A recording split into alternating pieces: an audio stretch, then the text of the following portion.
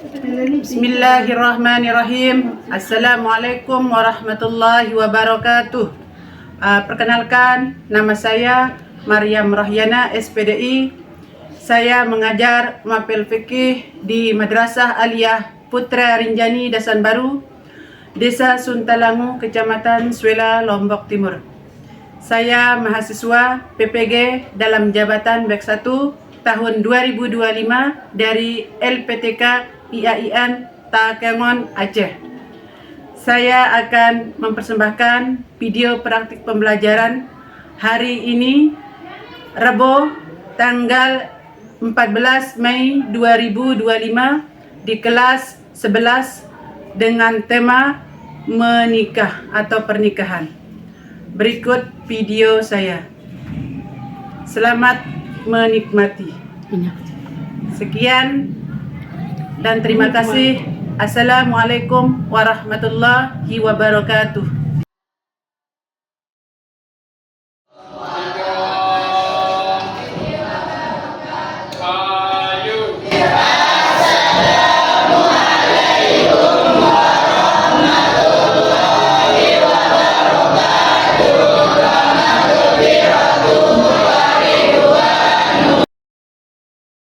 Waalaikumsalam warahmatullahi wabarakatuh. Bagaimana kabarnya hari ini semuanya? Alhamdulillah baik. Alhamdulillah selalu kita dalam keadaan sehat walafiat. Tapi sebelum kita mulai pembelajaran, saya minta ketua kelas untuk memimpin doa supaya pembelajaran kita bisa Mari teman-teman, sebelum kita mulai belajar, mari kita berdoa dulu. Iqra doa ibda'. Bismillahirrahmanirrahim. Allahumma inna nas'aluka bika tusalli wa tusallim ala sayyidina Muhammadin wa ala sayyidil anbiya'i wal mursalin wa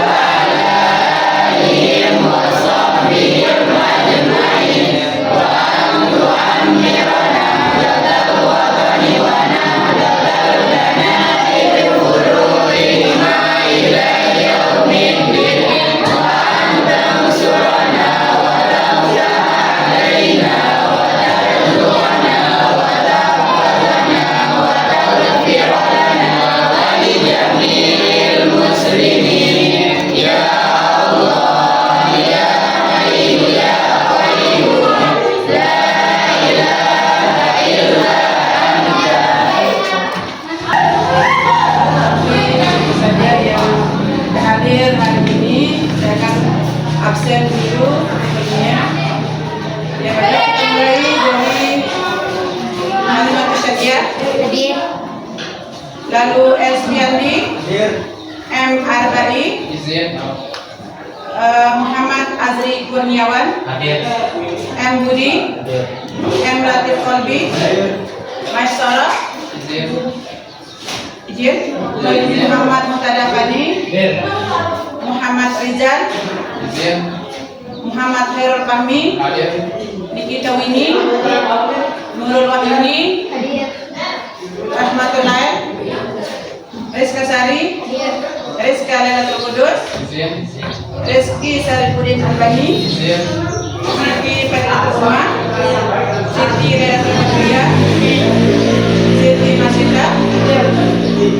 Siti Supianto. Izin. Zahratul Thayyibah. Izin. Siti Leni Indrani. Alhamdulillah, ada beberapa temannya yang tidak hadir karena mungkin ada kendala. Ya, baiklah. Sebelum kita mulai pembelajaran, kita bagi kelompok dulu ya. Kita akan membuat kelompok, ada 3 kelompok.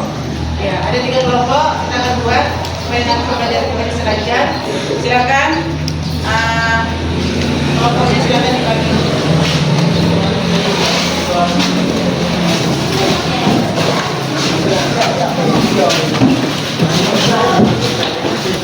Ya, silakan. silakan guru minta sebelum kita masuk ke pembelajaran, kita akan tatap dulu. Silakan ketua kelas untuk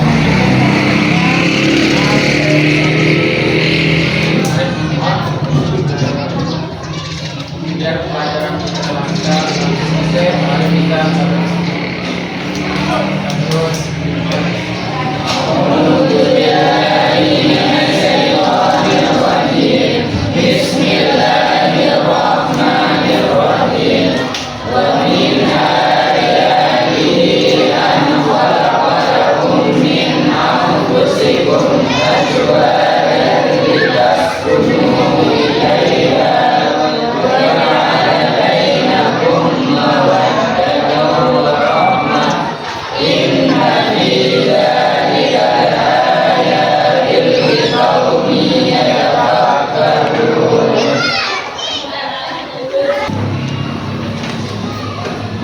Baiklah, murid-murid yang saya banggakan. Nah, sebelum kita masuk ke pembelajaran kita, di sini saya akan memberikan kalian sedikit motivasi tentang dan manfaat mempelajari bab tentang ketentuan pernikahan dalam Islam. Apa manfaatnya pernikahan? Manfaatnya di sini pernikahan itu adalah pertama, kita dapat bersilaturahmi. Kemudian manfaat yang kita dapatkan, kita bisa terhindar dari dosa zina. Kemudian kita mendapatkan keluarga yang sakinah, Mawaddah warahmah. Nah, itulah manfaat dari kita mempelajari yang namanya pernikahan. Dan manfaat yang lain adalah kita dapat mendapatkan ridho Allah. Kemudian kita dapat keturunan yang soleh dan solehah. Ini manfaat dari pernikahan secara ketentuan dalam Islam. Kemudian sini saya akan melanjutkan tentang menjelaskan tujuan pembelajaran. Tujuan pembelajaran kita di sini, tujuan pembelajaran di sini saya akan menjelaskan tentang pengertian pernikahan, kemudian dalil nakli pernikahan, kemudian menganalisis ketentuan pernikahan dalam Islam, kemudian mengumpulkan hikmah pernikahan dalam Islam, meyakini kebenaran ketentuan pernikahan dalam Islam, menyelesaikan sikap komitmen bertanggung jawab bersatu dan berbagi janji sebagai bentuk implementasi ketentuan. Kemudian yang terakhir, menyajikan tentang ketentuan pernikahan dalam Islam. Ini tujuan pembelajaran kita. Nah, baiklah, sebelum kita masuk ke pembelajarannya, pertama saya akan menjelaskan tentang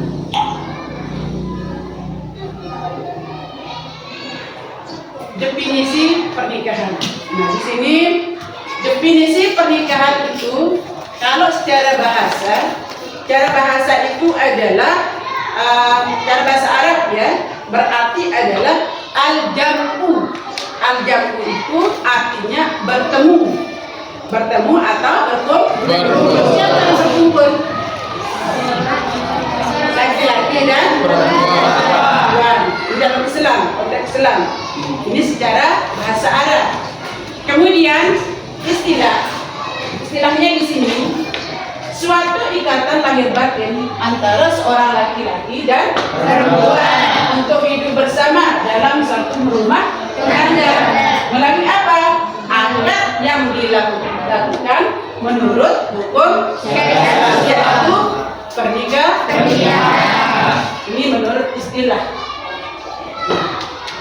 Kemudian di sini menurut hukum Islam juga akad yang kuat atau misakan atau galizan untuk mentaati perintah Allah dan melaksanakan merupakan ritual ibadah. Karena menikah ini adalah sunnah Rasul. Nah, karena sini ada juga dari pemerintah mengutip di Undang-Undang Nomor 1 1974 Pasal 1, yaitu apa? Ikatan lahir batin antara seorang dengan seorang wanita, maksudnya seorang pria dengan seorang wanita sebagai suami istri dengan tujuan membentuk keluarga yang kekal dan bahagia berdasarkan ketuhanan yang Maha Esa. Karena di pemerintah ini juga memegang kita, ikatan pernikahan juga dipegang sama pemerintah. Nah, makanya ada namanya hakim.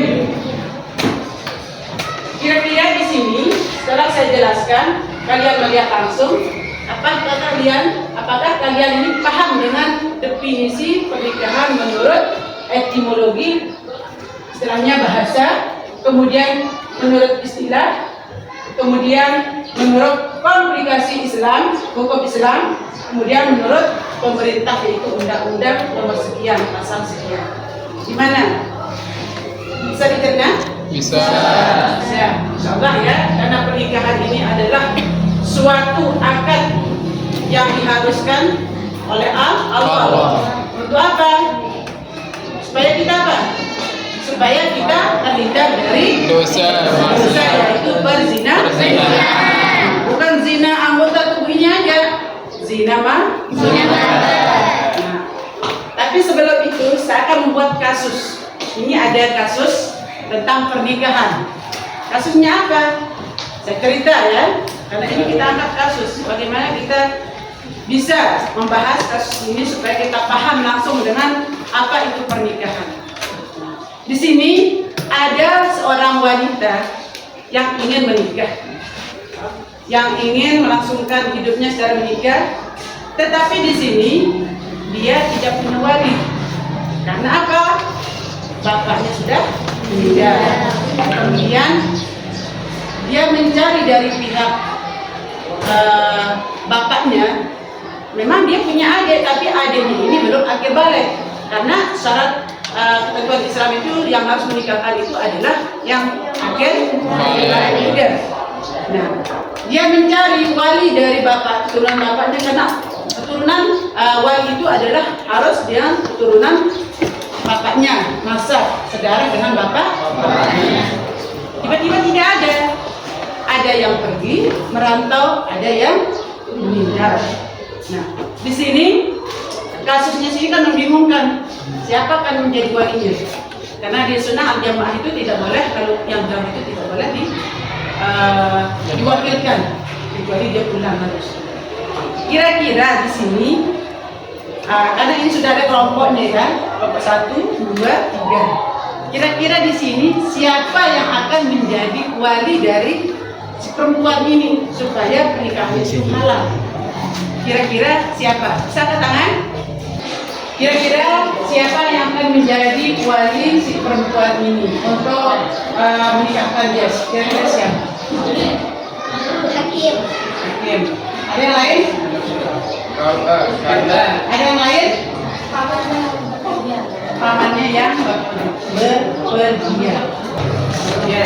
Kira-kira dari jawaban temannya ini kan kelompok ini kan hakim, kelompok ini kelompok ini pamannya yang berpergian secara apa mungkin kita nggak tahu ya.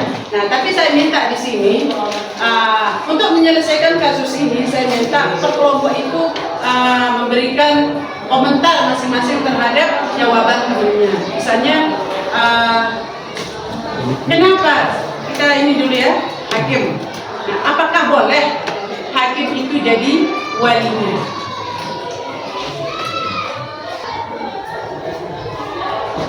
Tidak boleh, karena tugas hakim adalah yang menyelesaikan pernikahan atau seperti apa? memutuskan perceraian. Kira-kira ada yang lain yang bisa menyelesaikan kasus ini? Ada jawaban yang lain? Tidak ada? Atau kita kumpulkan nanti kita jawab atau kita selesaikan langsung? Ya, di sini para pemerintah itu kan banyak punya tugas masing-masing. Di sini ada jelas hakim itu apa, tugas KUA itu apa, sudah ada. Nah di sini hakim, ada temannya bilang tadi hakim, ada yang menjawab tidak boleh karena hakim itu yang menyelesaikan perceraian. Ya memang tentu hakim itu harus memutuskan perceraiannya jika contoh misal suaminya berpergian jauh tanpa memberikan nafkah lahir batin berturut-turut 2 tahun. Kemudian si istri ini menggugat karena apa? Dia tidak tahu kan kabar suaminya apakah dia sudah meninggal atau tidak. Ini tugas hakim ya. Nah, kemudian si istri itu menggugat cerai. Nah, kemudian ditindaklanjut oleh hakim karena dia berpegangan di tadi kan ada undang-undangnya kan? Ya. Kemudian apa yang terjadi? Nah, setelah dilihat kondisinya 2 tahun berturut-turut tidak dikasih lahir dan batin, istilahnya keuangan. Kalau batin bisa nanti belakangan ya, bisa belakangan nanti kalau batin itu. Yang penting materinya itu kirim dulu. Nah, itu kan mempererat silaturahmi pernikahan. Nah, karena apa? Untuk melanjutkan kehidupan kita itu kita pakai apa? Uang. Makanya masih istilahnya ikatan silaturahmi pernikahan. Tapi kalau sudah tidak ada, maka apa yang terjadi? Hakim itu boleh memutuskan pernikahan. Paham? Silakan. Yang lain? Tadi menjawab? KUA. Boleh enggak KUA itu menjadi walinya? Ayo silakan dari kelompok 3 menjawab pertanyaan dari kelompok 2. Silakan. Ya. Karena saya dari penjelasan guru tadi tentang hakim, maka saya menyimpulkan bahwa KUA itu boleh menikahkan si mempelai wanita. Ya, dengan syarat apa? Dengan syarat Apa penyebabnya? Maksudnya di sini? Apa sebabnya wali hakim itu bisa menikahkan dia? karena kan mempelai dari wanita itu tidak ada kan, entah dia bepergian ataupun meninggal. Sementara dia ada adik, tapi adiknya itu tidak memenuhi syarat yaitu ahli balik. Nah, sementara ada 7 wali yang boleh menikahkan si mempelai wanita, yaitu termasuk Yang terakhir. Berarti boleh. Ya, sebabnya karena semua walinya ini sudah bilang dikatakan ada yang berpergian, ada yang sudah meninggal dunia. Ya, jalan satu-satunya adalah wali karena wali kau adalah yang terakhir, wali mujibis. Sudah paham? Silakan. Tadi kelompok ini menjawab pamannya. Pamannya yang bagaimana? Pamannya yang mana? Pamannya yang berpergian jauh. Mungkin dengan cara apa maksudnya di sini? Maksudnya yang bagaimana? Saya tanya dulu ini kelompok ini. Yang bagaimana caranya jika dia jauh? Dengan cara apa? Pulang. Tadi kan cara pulang, pamannya harus pulang. Bagaimana? Kira-kira pamannya? Ada yang menjawab? Kira-kira pamannya boleh nggak jadi walinya? Ya, silakan. boleh, asalkan pamannya pulang untuk menikahkan mereka dan bertatap muka dengan si mempelai. Baik, karena paman itu masuk wali keberapa itu? Wali ketiga. Setelah kita mendengar dari pertanyaan masing-masing kelompok, kemudian jawaban membantu kelompok ini, kelompok itu ya, karena ini ada 3 kelompok.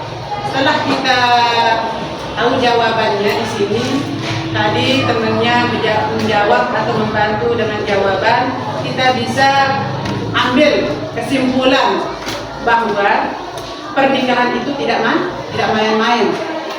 Pernikahan itu siapa yang akan menjadi nasab kita? Maksudnya nasab di sini adalah keturunan. Nah, di sini berarti setelah kita lihat keturunan yang boleh menikahkan kita. Kalau bapak kita sudah meninggal, kemudian siapa? Kakek bisa. Kalau kakek kita sudah meninggal, baru Paman kita. paman atau saudara sebapak dari Ayah. dari bapak atau ayah kita. Kalau bapak atau paman kita sudah meninggal, Anak paman kita. bisa saudara kita, saudara sebapak dan Seibu. atau sebapak, bisa sebapak doang. Kalau seibu tak boleh. Beda ibu. Ya, kalau beda ibu, kalau sama ibu tak boleh. Kalau beda ibu boleh. Kemudian selanjutnya anak paman kita, paman dari saudara bapak kita. Nah, yaitu adalah nisan kita dari keturunan bapak. Tidak boleh dari keturunan ibu, karena keturunan ibu ini tidak boleh menikahkan kita. Ya. Nah, kemudian setelah itu anak dari nisan kita, dia sebapak. Banyak sekali aturan-aturan dalam pernikahan. Nah, kalau semuanya sudah tidak ada, baru yang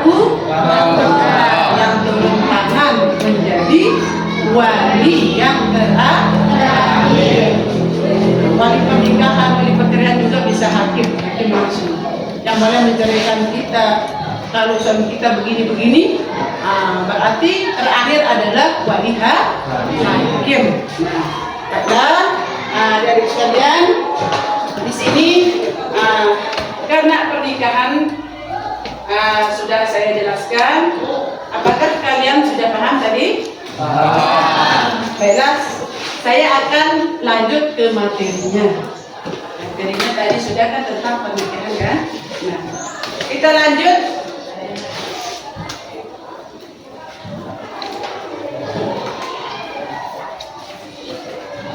Kita lanjut dulu ke tujuan Menikah. atau tidak pernikahan. Nah, karena di sini ada pesan untuk para pemuda. Dalilnya dari Rawi dan Muslim.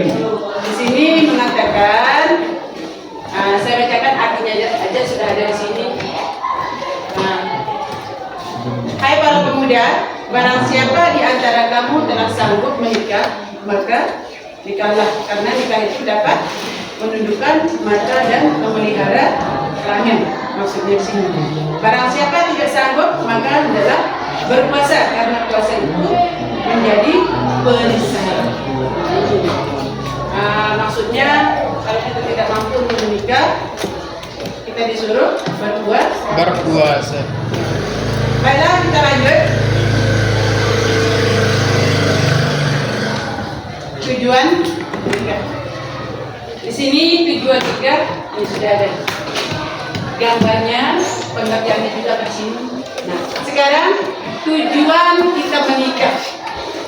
Tujuan menikah di sini supaya Sakinah,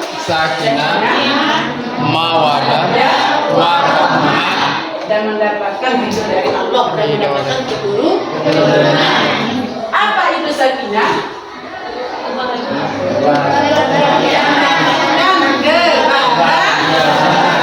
Kebahagiaan. Makanya kita disuruh menikah, segera menikah. Siapa yang nyuruh kita? Rasul. Allah dan Rasul. Jika kamu sudah Mampu.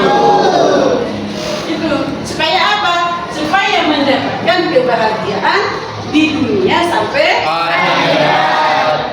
Coba kalau kita pacaran, kita tidak menikah, kumpul kebo, bahagia enggak? Iya, bahagianya di mana? Di saat apa? Berzinanya aja.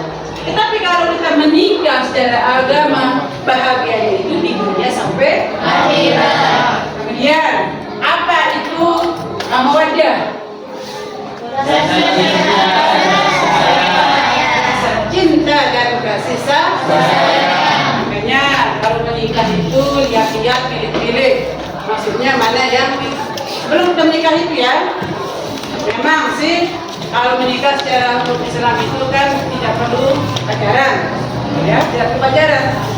Tetapi bisa pacaran, tetapi dengan konteks Islam supaya apa? Nanti juga rasa timbul cinta dan kasih sayang itu bisa berpanjangan, tidak apa namanya? Tidak sepotong-potong. Nah, karena apa? Jika kita sudah ada rasa cinta dan rasa kasih sayang, maka di sini kita memenuhi kebutuhan biologis yang sah dan diridhoi oleh Allah.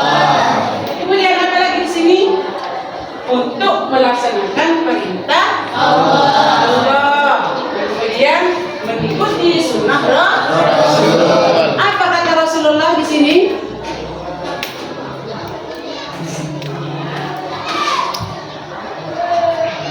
Nah, sunnah Rasul di sini segar, ya? Ini KL Muslim. Bisa kalian baca dari sini, tapi saya ambil di bawahnya aja.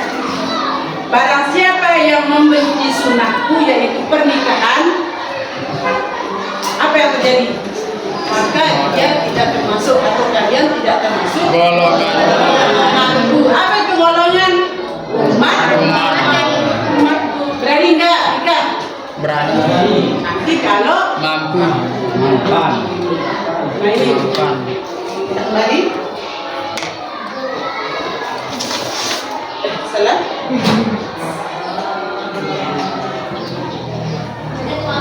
Ini ya. Ini ada berapa tujuan nikah? 1, 2, 3, 4, 5, 6. Yang terakhir untuk memperoleh keturunan yang sah. Yang sah itu maksudnya yang soleh dan soleh. Ini tujuan kita menikah. Tujuan kita menikah bukan main-main, ya. Tujuan kita menikah untuk melanjutkan yang nanti. Makanya ini jangan kita kecil-kecil menikah.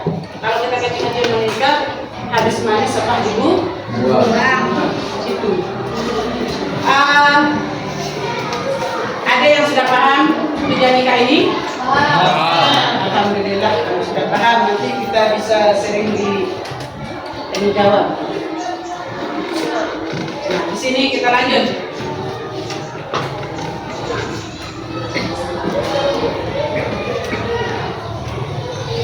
Kita lanjut ke hukum hukum menikah nikahnya. Hukum nikah di sini. Ada berapa hukum nikah di sini? 5 Yaitu sunnah, mubah, makruh, haram. kenapa dikatakan wajib? Dikatakan wajib ini apabila kita sudah mampu, ya, mampu dalam hal segi lahir batin. Lahirnya itu apa? Dalam segi finansial. Finansial itu apa? Harta dan Benda. batin itu yang mana? Ya, batin itu sehat, jasmani dan rohani. Kenapa kita diwajibkan segera kamu menikah? Segera apa? Karena apa? Berisiko nanti takut, ya. Nanti takut berbuat zina, melakukan perzinahan. Iya, karena orang kaya itu kan lebih enak dia beli ketimbang dia nikah. Itu orang kaya. Nah, makanya kita disuruh menikah, segera menikah, karena kamu sudah punya ayah, uang, sehat jasmani. Kemudian sunnah, mampu dari segi lahir batin, tidak beresiko zina. Maksudnya dia tidak akan berzina jika dia melaksanakan sunnah, Kemudian makruh, mubah. Dia tidak menikah dengan, misalnya dia punya istri, dia tidak mampu kepingin kawin lagi. Yang pertama tidak mampu dalam segi lahir batin. Kemudian istrinya ini, tetapi istrinya rela. Saya kasih engkau nikah lagi. Nah, maka lagi mubah, kemudian makruh. Makruhnya ini tidak mampu lahir batin, istri tidak rela, sambil dia menyakiti istrinya dan tidak rela juga istri. istri Maka apa hukum nikahnya? Kemudian haram. Haramnya itu tidak mampu dari segala-galanya. Kemudian dia menyakiti istrinya. Kemudian nikahnya itu niatnya buruk. Buruknya di apa? Buruknya di dia akan ini sama mempelai yang perempuan lagi. Dia akan membohongi mempelai yang lain. Istilahnya menipu dengan cara menikah. Kemudian dia menikah. Nah, apa hukumnya?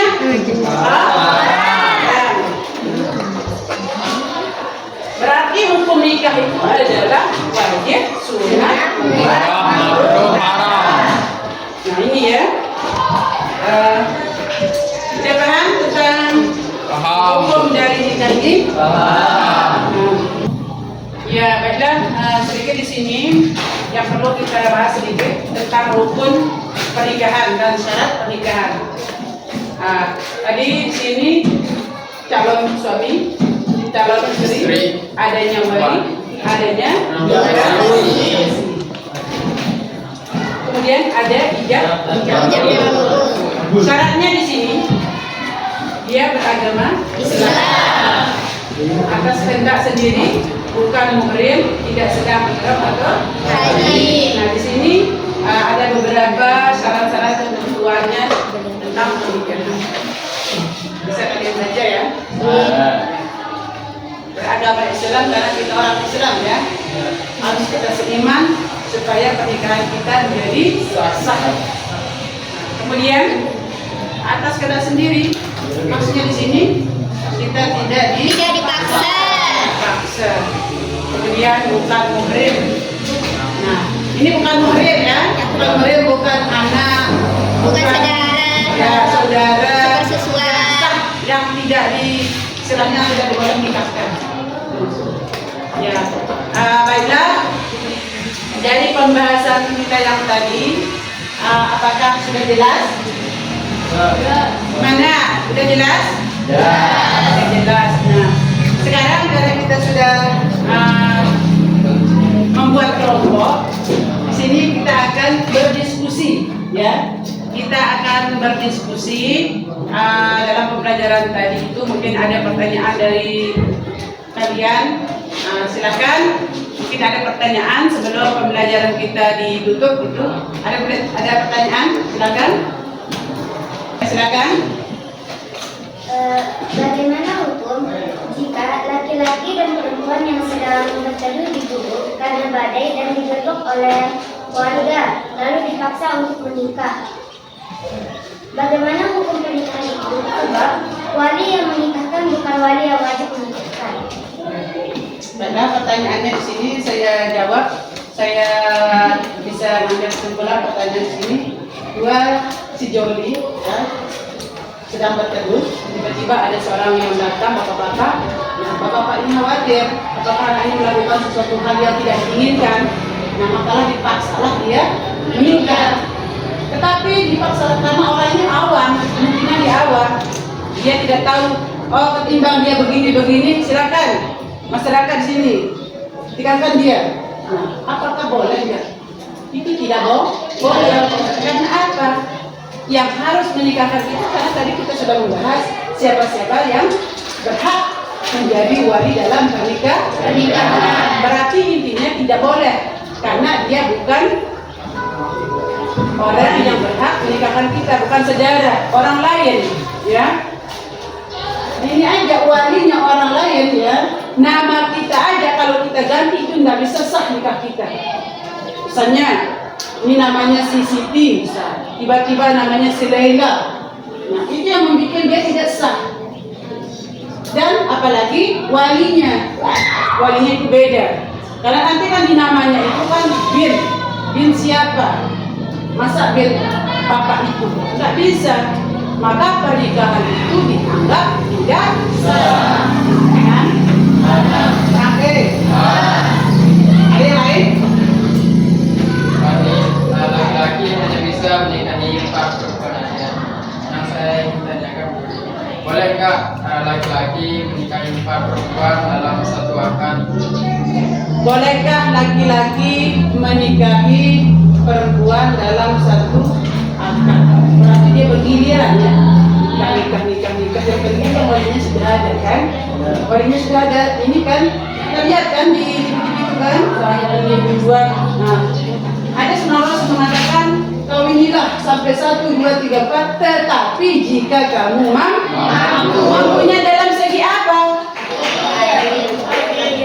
Adil, finansial, lahir dan batin. Tetapi kalau sudah mampu, karena ada di sini tadi kita sudah bahas hukum dari pernikahan itu wajib, sunat, haram, makruh, apa itu. Kalian sana dulu. Apakah boleh dia menikahkan dalam satu? Mungkin walinya sudah ada, empat-empatnya boleh. Yang penting walinya hadir kan? Itu yang tidak diperbolehkan itu jika dia tidak hadir. Tapi harus mampu dulu. Jangan coba-coba menikah sampai 4, apalagi 1 hari. Pikirkan dulu apa yang akan terjadi. Apakah enggak sakit hati enggak? Misalnya nanti cintanya itu pas waktu resepsi itu kan 4 orang, Masya Allah, 2 dia. Itu kan? Gimana? Nah, berarti pertama dulu kita pikirkan dulu ya, kejadian itu apa yang akan terjadi kalau seperti ini sampai 4 dan nikahkan 1 hari. Pertama kan kita dapat jamaah dari masyarakat. Karena apa? Oh, seperti itu dia. Oh, orangnya nafsuan sampai sekian. Itu yang kita harus pikirkan dulu, ya. Nah, baru kita melangsungkan akad nikah. Ya boleh sebenarnya kita berapa? 1, 2, 3, 4 kata Nabi Muhammad kan dalam hadisnya itu kan. Boleh laki-laki itu, tetapi harus diapa? Adil. Adilnya itu bukan makanan saja, bukan uang, bukan ini, waktu. Contoh apa waktunya? Misalnya jam 6 dia berangkat ke istrinya yang satu, berarti besok kalau dia balik ke istri yang kedua harus dia jam 6. Tidak boleh. Istrinya yang tercantik jam 7, nanti pulangnya berangkat jam 12, tidak boleh. Berarti kalau kita mau adil itu dari waktu, uang, itu pokoknya lahir dan batin. Tapi yang perlu itu adalah waktu. Kalau waktu sudah kamu tidak adil, apalagi yang lain? Paham? Ada yang lain? Misalkan kalau mempelainya bisu dan buta, bagaimana cara menikahnya? Misalkan ada seorang mempelai laki-laki, ada yang bisu, ada yang buta. Misalnya kalau dia buta, kan dia masih bisa ijab kabul, ya, masih dia bisa mengatakan ini walaupun dia buta, cuma dibimbing cara Indonesia. Jika dia bisu, bagaimana? Contoh, misalnya di sini ada mempelai yang bisu, kemudian ada walinya di sini, tapi tetap harus ada KUA yang mendampingi wali dan pengantin prianya. Bagaimana caranya? Harus menggunakan isyarat, yaitu isyarat bisa badan, bisa anggota, bisa pokoknya anggota tubuh ini. Dengan cara bisa saya contohkan supaya kamu bisa tahu. Misalnya ini walinya, kemudian ini mempelainya. Tiba-tiba si mempelai itu, tiba-tiba si wali ini mengatakan,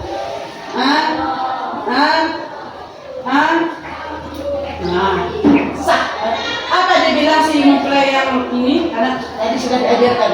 Setelah walinya bilang gerakan badannya berarti sah. Nah, nanti mempelai itu bilang lagi sah. Nah, berarti itu sudah sah. Harus menggunakan isyarat paham? Ya, makanya walaupun kita bisu-bisu jangan takut lanjut ya. Tapi kalau kita sudah mampu. Ada lagi? Ayo. Misal kita sudah mampu dalam hal harta, sehat, sudah mapan. Kemudian kita tidak menikah gara-gara masih memilih. Karena kelamaan memilih, kemudian Allah duluan memanggil kita meninggal. Nah, kira-kira apakah kita mendapatkan syafaat dari Nabi Muhammad? Baiklah, tadi ada pertanyaan dari temannya. Kira-kira bagaimana Ibu Guru jika kita sudah mampu, kemudian kita lalai dalam mau menikah, kita sudah orang kaya, ya.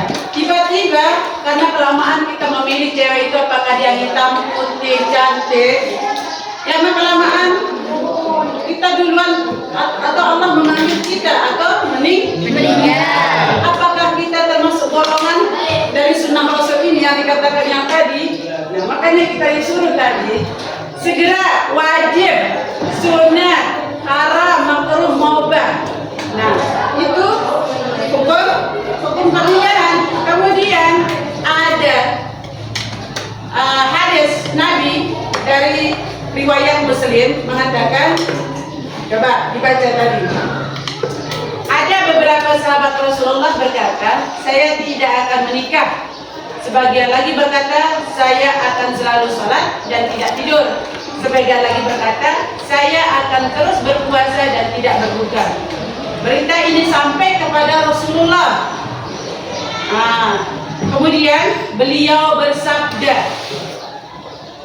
apa bahasa Nabi kita Nabi Muhammad SAW? Apa alasannya? Ada yang berkata begini begitu.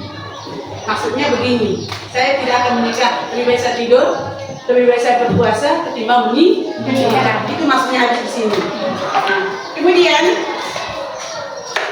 padahal saya berpuasa dan berbuka, aku sholat dan aku tidur, dan aku juga menikahi perempuan.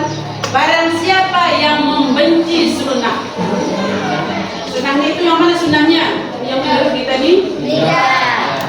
Siapa saja yang membenci sunnahku, maka ia tidak termasuk golonganku. Berarti apakah kita termasuk apa enggak? Belum. Kira-kira termasuk apa enggak kita golongannya? Kan kita bernikah, tiba-tiba meninggal karena lama memilih. Memilih yang mana? Yang hitam, yang cantik, yang jelek. Nah, tiba-tiba kita meninggal, duluan Allah mengambil kita daripada kita meninggal. Apakah kita termasuk golongannya? Belum masuk. Belum termasuk? Belum termasuk apa? Golongan Rasulullah. Belum, dia tidak termasuk golongan Rasulullah. Ada lagi? Termasuk. Termasuk golongannya? Ya. Ada lagi? Termasuk takdir. Iya. Misal saking lamanya akalnya bertumpuk-tumpuk, kemudian sehat walafiat, memilih, karena kelamaan meninggal, ya nanti di akhirat akan dipertanyakan itu, apakah dia termasuk atau tidak. Karena dia lalai, kalau saya melihat di sini, kalau dia lalai, kan kita diwajibkan segera. Ya, segera. Tetapi karena dia tidak berbuat zina, mungkin nanti Allah yang menimbalnya nanti di yaumil akhir. Nah, kenapa? Karena kita ditakutkan berbuat zina, makanya kita diwajibkan untuk segera menikah kalau kita sudah mampu. Ada lagi? Ya Guru, Ya, silakan.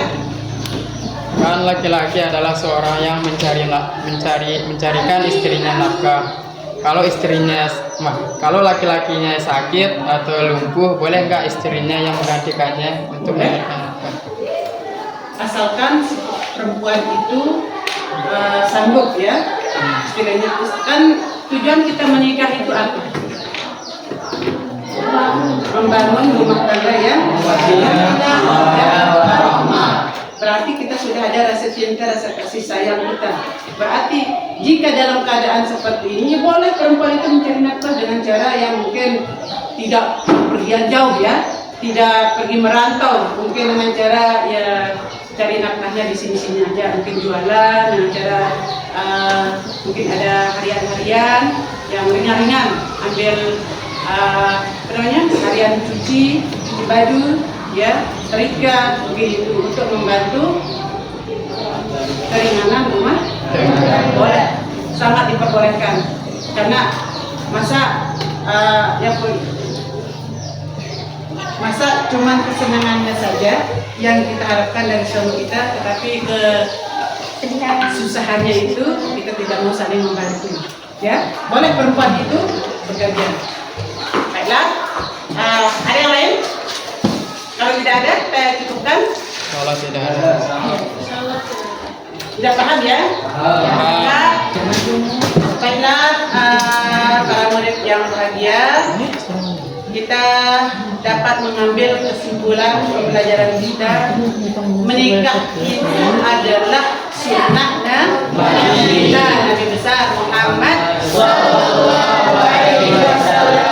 dan nikah itu tujuannya supaya kita menjalin silaturahmi yang sakinah, mawaddah, dan memiliki keturunan yang soleh dan mendapatkan rahmat dari Allah Subhanahu wa Ta'ala. Nah, kemudian di sini jika kita menikah, kita tidak selalu memilih kecantikan karena kecantikan itu belum tentu membawa kita ke kebahagiaan. Yang penting menikah itu kalau kita sudah mampu, kalau kita sudah sehat jasmani kita, maka itu yang diwajibkan atau disegerakan, ya, supaya kita termasuk golongan siapa? Nabi Muhammad Sallallahu Alaihi Wasallam. Nah, hikmah yang dapat kita ambil dari pembelajaran kita ini, bagaimana pernikahan itu dalam konteks Islam itu sangat menjaga apa? Menjaga kita dari segi perzinahan, yaitu zina harta dan zina